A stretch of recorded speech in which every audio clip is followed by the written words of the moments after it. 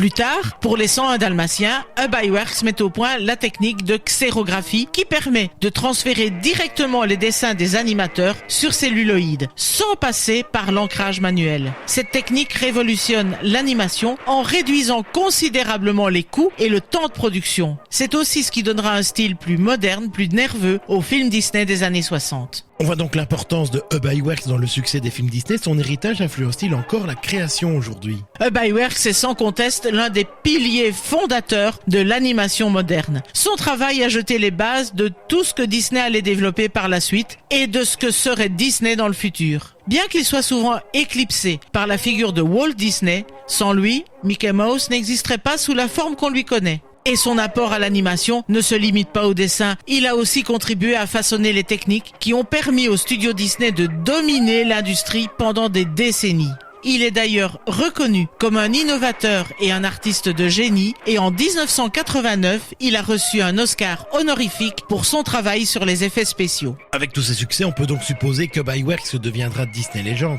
Mais bien sûr, outre l'Oscar qu'il reçoit donc en 1989, il est désigné Disney Legend la même année lors de la toute première cérémonie de remise de ce titre honorifique. Ce programme Disney Legend a été créé par Roy Disney pour honorer ceux qui ont contribué de manière exceptionnelle à l'aventure Disney. Il est plus que normal qu'il fasse partie des tout premiers récipiendaires, lui qui fut l'un des artisans majeurs du succès initial de Disney. Et notons que son fils, Don Iwerks, a obtenu la même récompense en 2009 pour son travail dans les innovations technologiques chez Disney, notamment sur les systèmes de projection pour les parcs à thème. Comme quoi, les chats ne font pas des chiens.